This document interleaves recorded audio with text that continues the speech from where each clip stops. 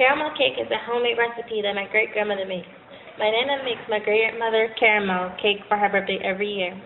Caramel cake is a two-layer cake with a homemade caramel that melts in your mouth. I remember the time that me and my mother tried to make it, and of course we screwed it up. And after my great-grandmother yelled at us for not being more careful, I said I would never try to make it again.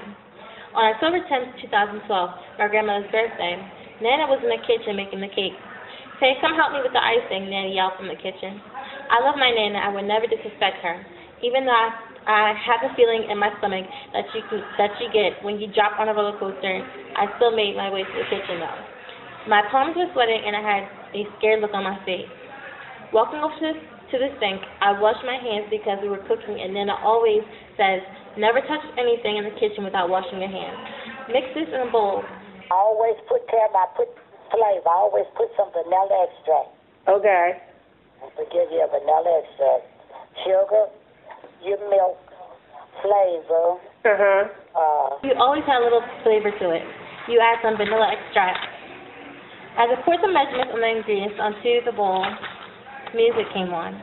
Music could get my family moving, and in no time, everyone was in the kitchen, dancing around and laughing.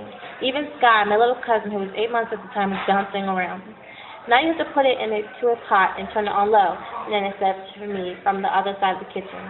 The sweaty palms came back, and feeling of being on a roller coaster came back.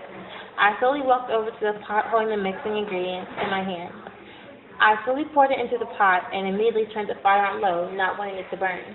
"Don't forget that you have to keep stirring," Nana said as she walked out the door with my mommy to get the birthday balloons. "Stay," she said. When you fixing that stuff, you have to turn your fire down real low because you got to keep stirring it. You can't go in the living room and sit down somewhere. You know what I'm saying? You got to constantly stir it because it's stick. Yeah. And once it stick, then the pot, you know what I mean, going to be... Yeah, then it'll burn.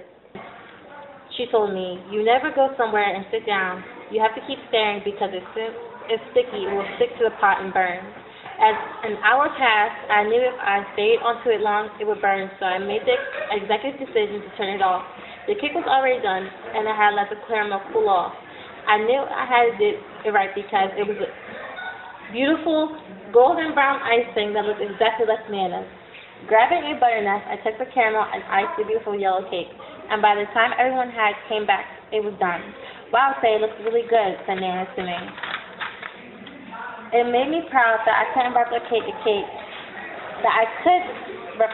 cake that I later on would find she had been making for over 16 years.